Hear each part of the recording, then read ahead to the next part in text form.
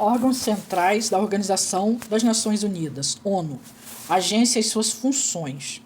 A Organização das Nações Unidas é conhecida internacionalmente pela sigla ONU.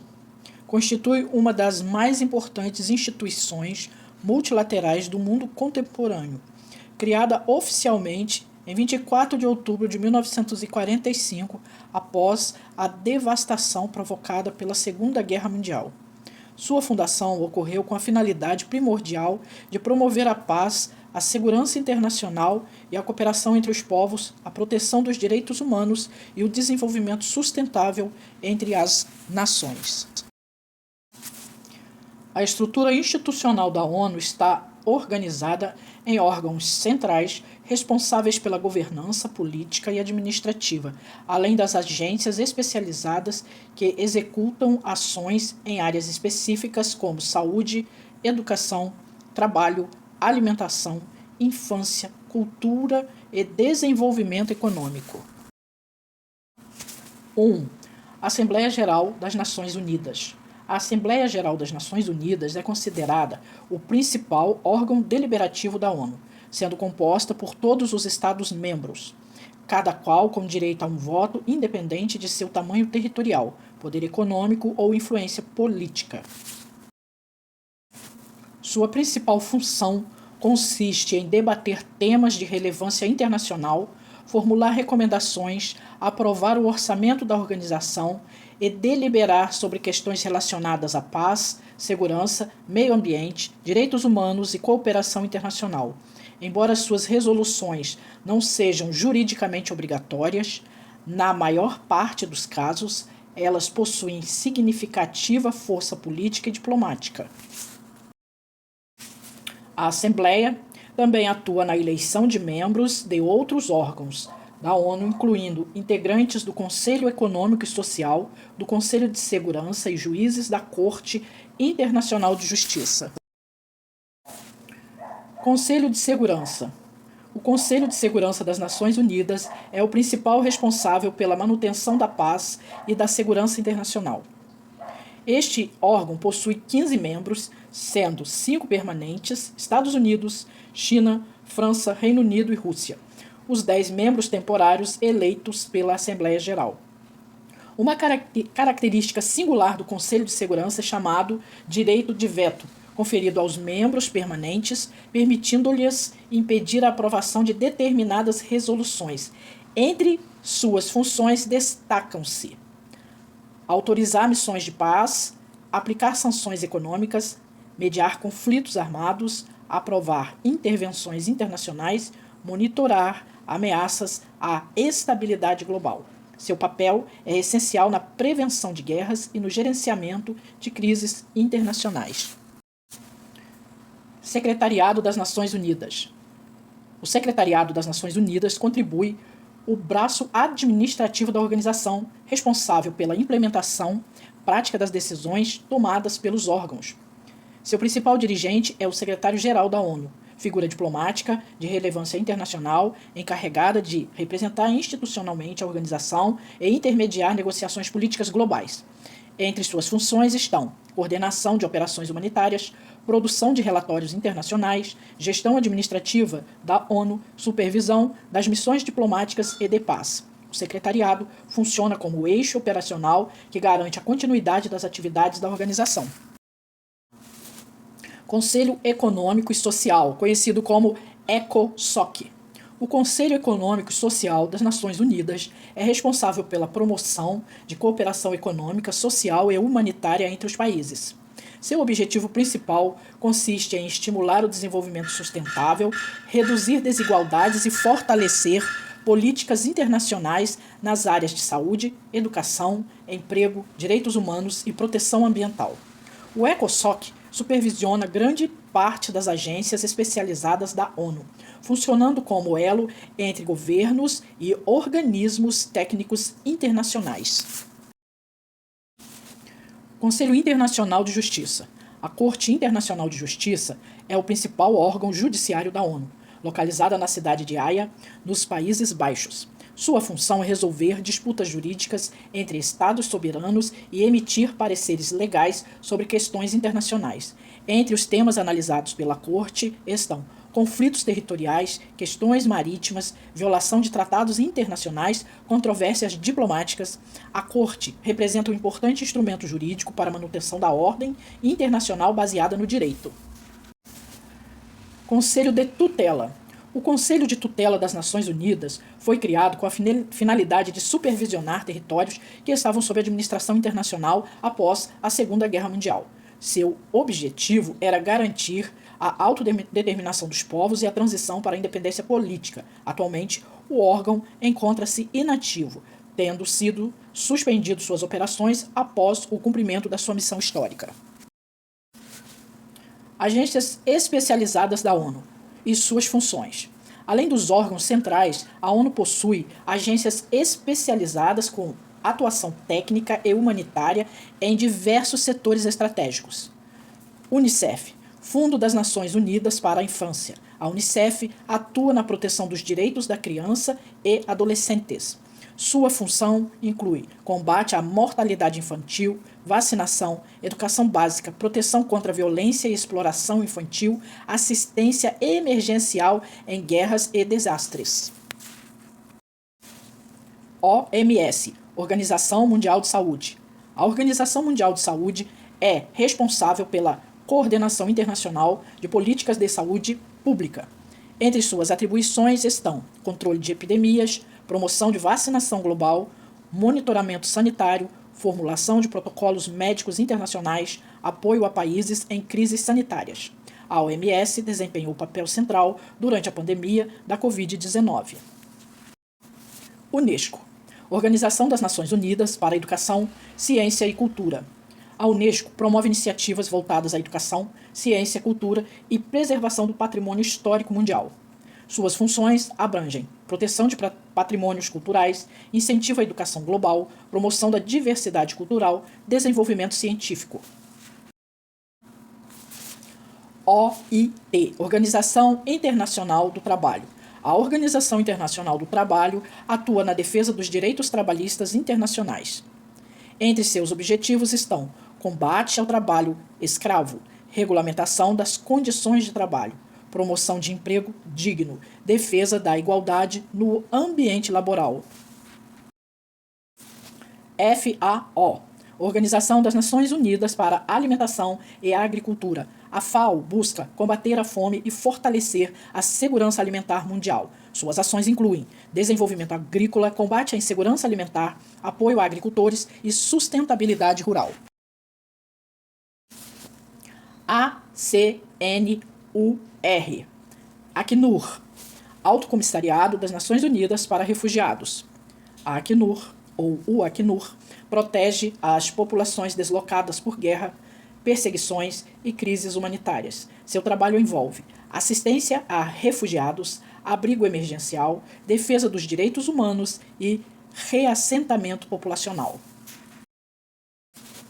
PNUD, Programa das Nações Unidas para o Desenvolvimento. O Programa das Nações Unidas para o Desenvolvimento promove políticas voltadas ao crescimento econômico sustentável e redução da pobreza.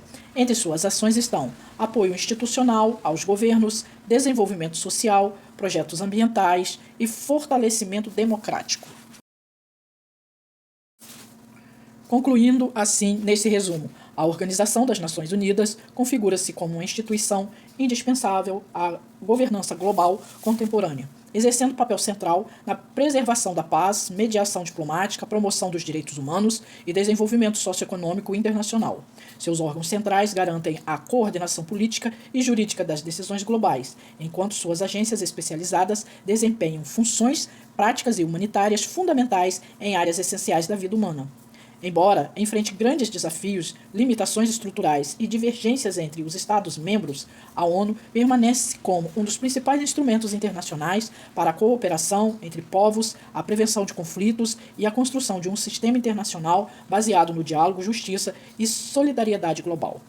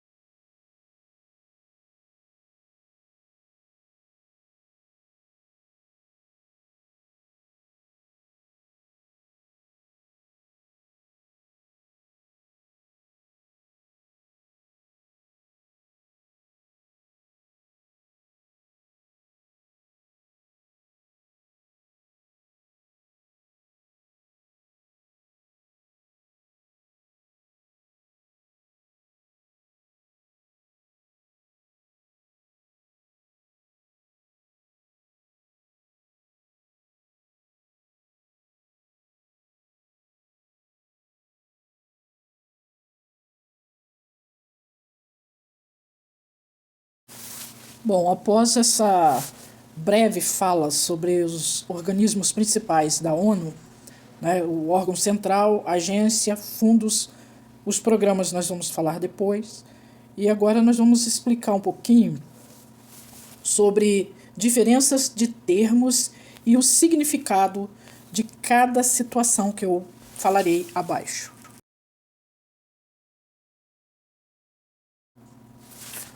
O que é uma reunião?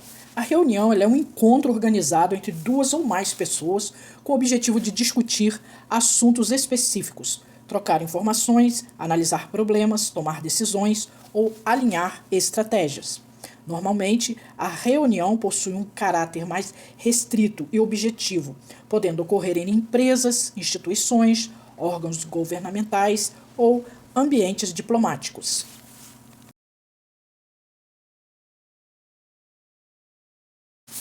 Características de reunião: número menor de participantes, objetivo específico, direcionado, tempo geralmente é mais reduzido e pode ser presencial, virtual, híbrida, né? Pessoas presenciais e pessoas virtuais, visa decisão, alinhamento ou comunicação. Exemplo: uma empresa realiza uma reunião entre diretores para discutir a expansão internacional dos negócios.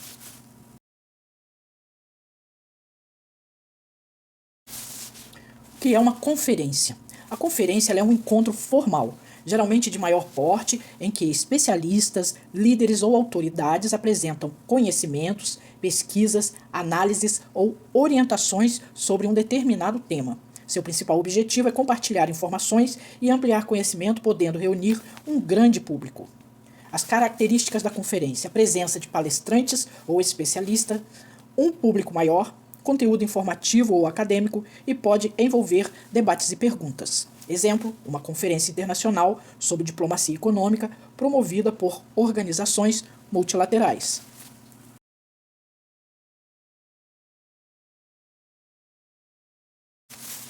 O que é uma convenção? A convenção ela é um encontro formal entre membros de uma organização, um grupo, governo ou setor profissional para liberar e deliberar, estabelecer regras, firmar acordos ou alinhar objetivos comuns. No campo diplomático e jurídico, uma convenção pode significar um tratado internacional ou um acordo formal entre países.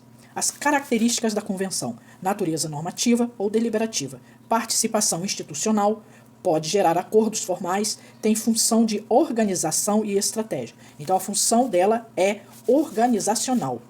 Um exemplo: a Convenção de Genebra estabeleceu normas sobre pontuação humanitária em conflitos armados.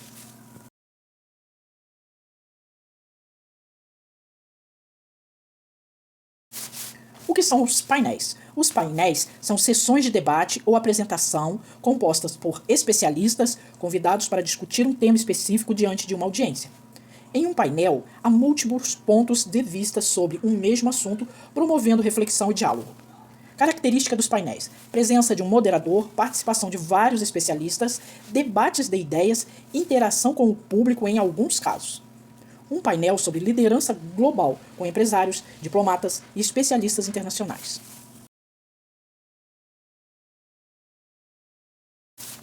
O que é um congresso? O congresso é um evento de grande dimensão que reúne profissionais, pesquisadores, empresários ou representantes institucionais de uma determinada área para troca de conhecimentos, network, debates e atualização profissional. Geralmente, várias atividades simultâneas, como palestras, mesas redondas, painéis e workshops. A característica do congresso: grande número de participantes, diversidade de atividades, programação extensa, atualização técnica científica, um congresso internacional de relações diplomáticas e negócios globais.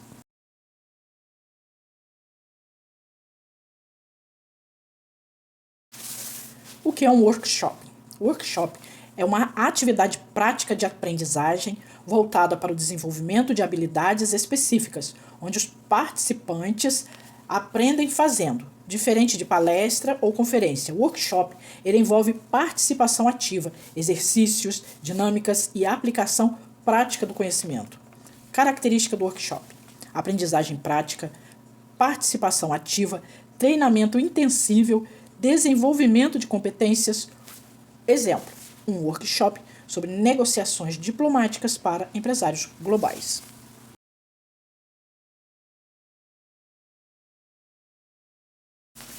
Vamos fazer um resumo das diferenças. Reunião, encontro pequeno para decisões e alinhamentos. Conferência, uma apresentação de conhecimentos por especialistas. Convenção, encontro formal para acordos, normas ou deliberações. Painel, debate entre especialistas sobre um tema específico. Congresso, um grande evento com múltiplas atividades e participantes. Workshop, treinamento prático voltado ao desenvolvimento de habilidades. Vamos concluir então. Embora esses termos sejam frequentemente utilizados como sinônimos, cada modalidade possui finalidade, estrutura e objetivo distinto. No ambiente empresarial e diplomático global, compreender essas diferenças é essencial para a adequada organização institucional, planejamento estratégico e comunicação profissional. Eu espero que vocês tenham gostado dessa parte.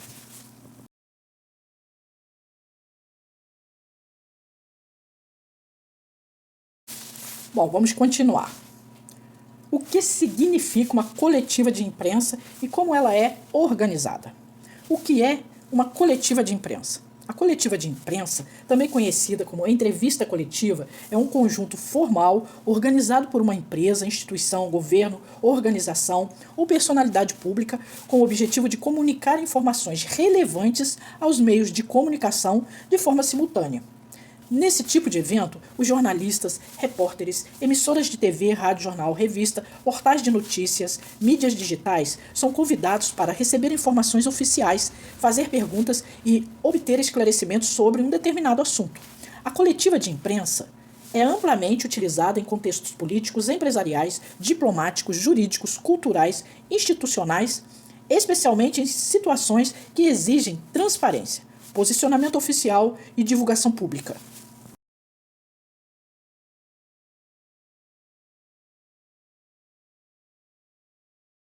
Objetivos de uma coletiva de imprensa: divulgar informações importantes, esclarecer fatos ao público, apresentar posicionamentos institucionais, responder questionamentos da mídia, evitar distorções de informação, fortalecer a imagem institucional. Exemplos de situações em que ocorre uma coletiva: lançamento de projetos ou programas, assinatura de acordos internacionais, posicionamentos governamentais, crises institucionais, divulgação de pesquisas e resultados, eventos diplomáticos ou empresariais. Como uma coletiva de imprensa é organizada? Uma coletiva de imprensa exige um planejamento, um protocolo, comunicação estratégica e organização logística. Definição da coletiva de imprensa. 1. Definição do objetivo. O primeiro passo é definir claramente qual é a informação divulgada. É necessário estabelecer tema central, mensagem principal, posicionamento institucional, resultado esperado da comunicação. Exemplo: uma organização deseja anunciar uma parceria internacional.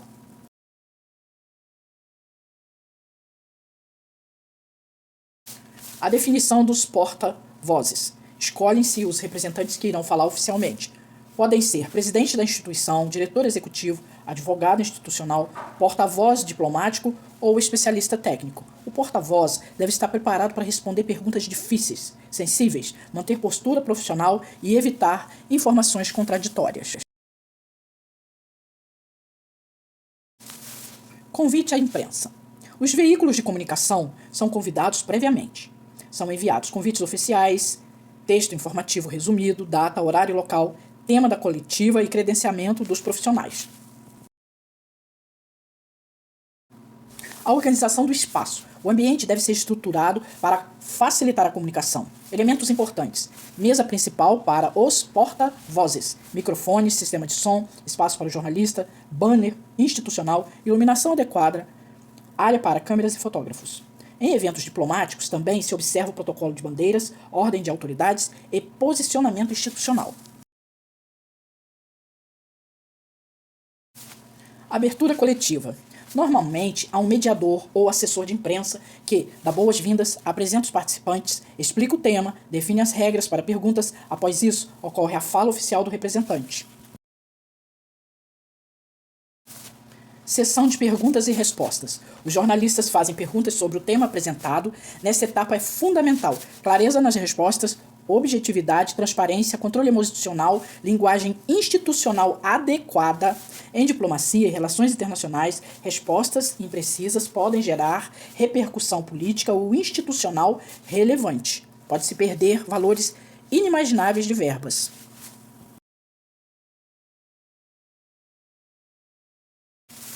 Encerramento e divulgação. Após a coletiva, são distribuídos materiais de apoio, fotos e vídeos podem ser liberados, o conteúdo é divulgado à imprensa, a organização acompanha a repercussão na mídia. A estrutura básica de uma coletiva de imprensa é a recepção da mídia, credenciamento dos jornalistas. Nesse credenciamento, eles vão assinar o direito de imagem, abertura institucional, pronunciamento oficial, perguntas da imprensa, encerramento, divulgação pós-evento. A diferença entre entrevista e coletiva de imprensa. A entrevista é conversa entre um jornalista e uma pessoa específica. A coletiva de imprensa, vários jornalistas entrevistam simultaneamente um representante ou uma instituição. Vamos concluir o seguinte. A coletiva de imprensa ela constitui uma ferramenta estratégica de comunicação institucional utilizada para transmitir informações oficiais de forma organizada, transparente, simultânea aos meios de comunicação. O seu sucesso depende de um planejamento, do preparo dos porta-vozes, domínio da mensagem e gestão adequada da interação com a imprensa, especialmente em ambientes empresariais, jurídicos e diplomáticos.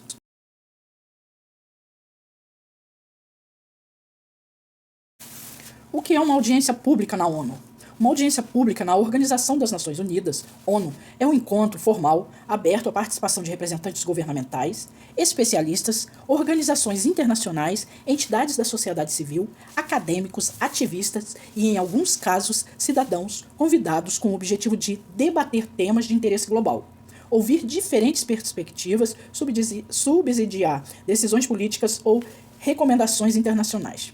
Embora a expressão audiência pública seja mais comum nos sistemas legislativos nacionais, dentro da ONU, ela funciona como um mecanismo consultivo e participativo, permitindo que diversos atores sociais representem informações propostas, preocupações e experiências sobre temas internacionais. Essas audiências podem ocorrer em diferentes órgãos e programas das Nações Unidas, especialmente em discussões ligadas a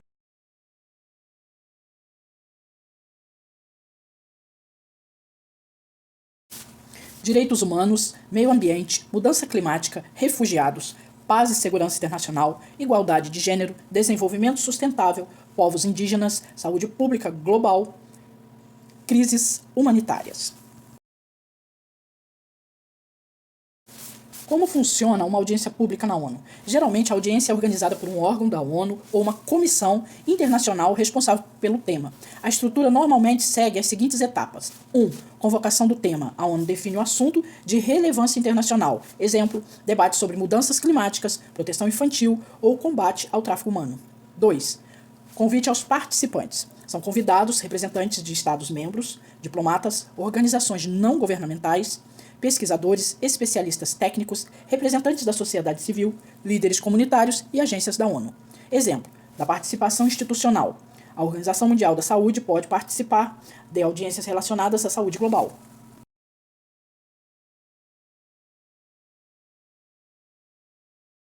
Três. Exposição dos participantes. Cada representante apresenta dados, pesquisas, relatórios, experiências, denúncias, recomendações políticas. O objetivo é oferecer informações qualificadas para fundamentar futuras decisões internacionais. 4. Debate e questionamentos. Membros da ONU podem fazer perguntas, solicitar esclarecimentos, debater soluções, comparar políticas públicas internacionais. Esse processo amplia a transparência e a cooperação diplomática.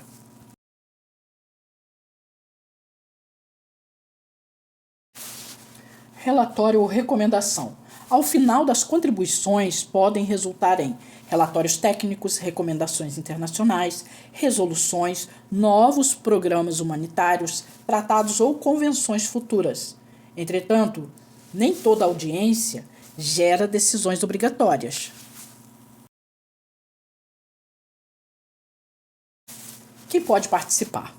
A participação vai variar conforme o evento e o órgão organizador. Frequentemente participam Estados-membros da ONU, organizações reconhecidas pela ONU, especialistas internacionais, organizações da sociedade civil com status consultivo, observadores internacionais, em alguns casos, cidadãos ou grupos afetados pelo tema que podem ser convidados para apresentar testemunho.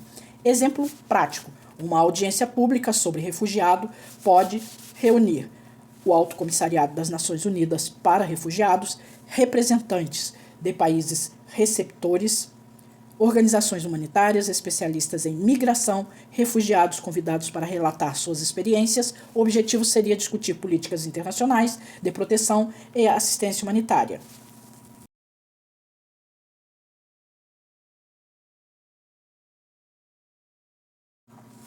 A diferença entre uma audiência pública, uma conferência e uma assembleia na ONU, vamos lá. A audiência pública é um espaço de escuta e participação e consulta. A conferência é um evento de debate técnico ou diplomático sobre um tema específico. A assembleia é a reunião formal dos Estados-membros para decisões e deliberações políticas.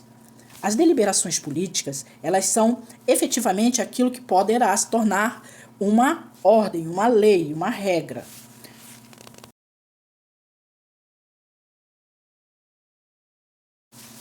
Vamos concluir então que a audiência pública na ONU, ela constitui um importante instrumento de participação internacional, diálogo multilateral e construção de políticas globais. Ela permite que diferentes vozes sejam ouvidas, fortalecendo a transparência, os direitos humanos e a formulação de soluções coletivas para desafios mundiais.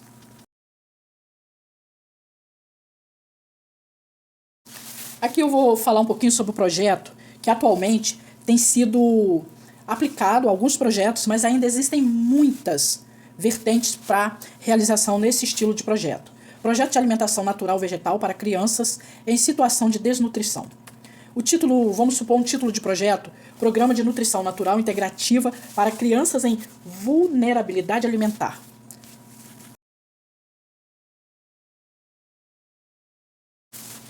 A apresentação do projeto. Esse projeto, ele propõe a implementação de um programa de alimentação natural de boa base vegetal, nutricionalmente planejado, destinado para o apoio alimentar de crianças em situação vulnerável nutricional e desnutrição, visando recuperação do estado nutricional, fortalecimento imunológico e promoção de saúde integral. A proposta fundamenta-se em práticas alimentares sustentáveis, acessíveis economicamente e cientificamente balanceada, utilizando alimentos naturais, ricos em proteínas vegetais, vitaminas, minerais, micronutrientes essenciais ao desenvolvimento infantil. O programa propõe exclusão indiscriminada de grupos alimentares em avaliação clínica, mas sim uma estratégia alimentar supervisionada baseada em evidências nutricionais e acompanhamento profissional.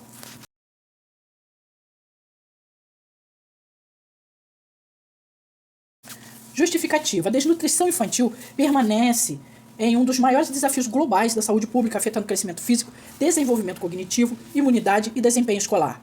Muitas regiões apresentam limitações econômicas no acesso a alimentos de origem animal, tornando necessária a busca por estratégias nutricionais alternativas acessíveis a culturas que possam adaptá-las.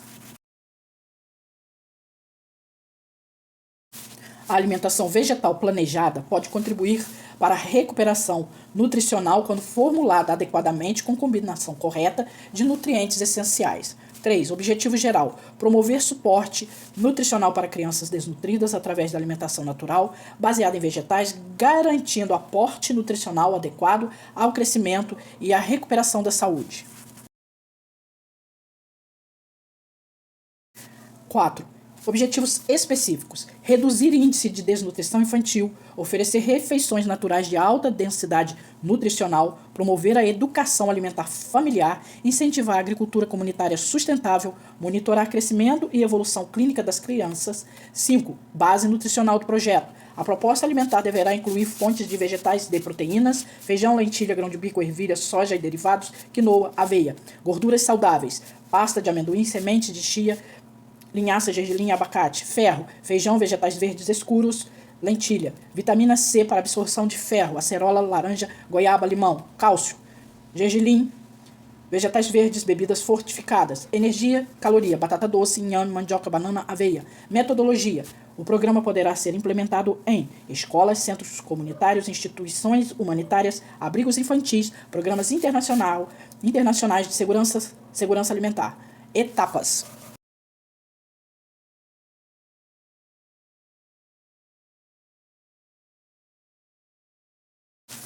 Etapas. 1. Avaliação nutricional da criança. 2. Elaboração do cardápio supervisionado. 3. Distribuição alimentar. 4. Acompanhamento médico e nutricional. 5. Educação alimentar para famílias. 7. Equipe técnica recomendada: nutricionista pediátrico, médico pediatra, assistente social, educador alimentar e coordenador institucional. 8. Monitoramento de segurança. O projeto deverá monitorar peso, altura, índice de crescimento, exames laboratoriais, estado imunológico, deficiências vitamínicas. Atenção especial deve ser dada a nutrientes críticos como ferro, zinco, vitamina B12, vitamina D e proteínas adequadas ao crescimento infantil. Dentro desse exemplo, nós vamos fazer o ponto 9, que é a conclusão. Esse projeto visa unir a alimentação natural, sustentabilidade e recuperação nutricional infantil, propondo soluções acessíveis e humanitárias para populações vulneráveis. O sucesso da iniciativa depende de rigor técnico, supervisão multidisciplinar e avaliação contínua da saúde de todas as crianças.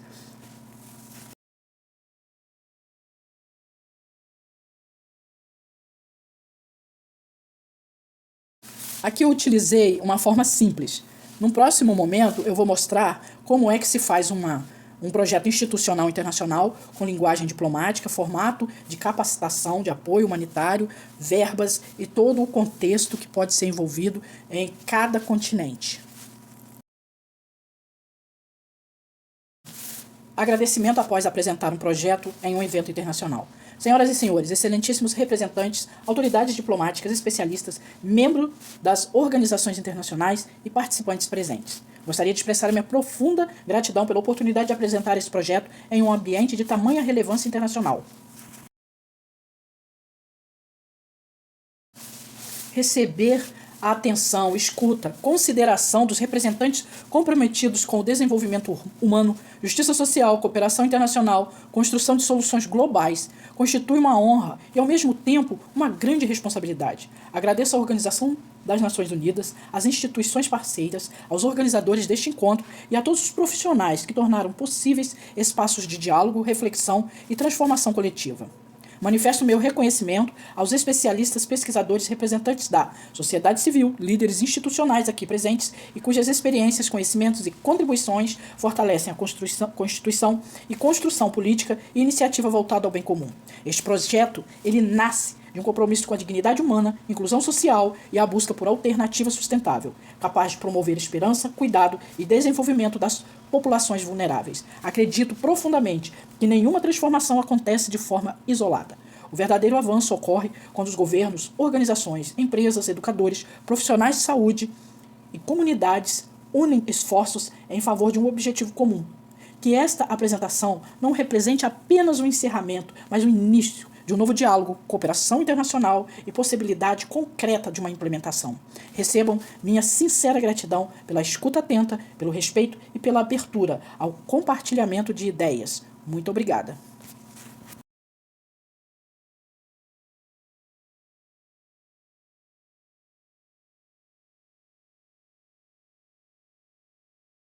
É possível bater palmas após um agradecimento de um projeto na ONU? Sim, é possível bater palmas após um agradecimento de um evento, de um projeto, mas isso depende do tipo de sessão, do protocolo diplomático e da formalidade do ambiente. Na Organização das Nações Unidas existem contextos diferentes. Sessão formal e diplomática. São bem protocolares, são sessões de conselhos, audiências, as manifestações costumam ser contidas e protocolares. Pode haver até breves aplausos, discretíssimos, e no final de uma apresentação. Às vezes o presidente da mesa apenas agradece formalmente. Nem sempre o público aplaude espontaneamente. O foco costuma ser o respeito ao protocolo e ao tempo institucional. 2. Conferências, fórum, eventos paralelos e apresentação de projetos. Os eventos da ONU voltados para projeto social, sustentabilidade, direitos humanos, inovação, saúde, educação e fóruns multilaterais, os aplausos são muito comuns e socialmente aceitos após a finalização das apresentações, discursos de agradecimento, assinatura de compromisso e fala inspiradora. Normalmente são aplausos moderados, respeitosos e profissionais. O que é considerado uma etiqueta diplomática adequada? Se você estiver apresentando seu projeto em um ambiente ligado à ONU, ao terminar Faça uma breve pausa, sorria, agradeça com leve inclinação de cabeça e aguarde a reação do público. Se houver aplausos, você apenas responde com elegância: muito obrigada pela atenção e pela escuta. Gestos excessivos, pedidos de aplauso, isso é uma regra que não deve ser, em hipótese alguma, pedida, solicitada. Espero ter colaborado com vocês. Muito obrigada e até a próxima.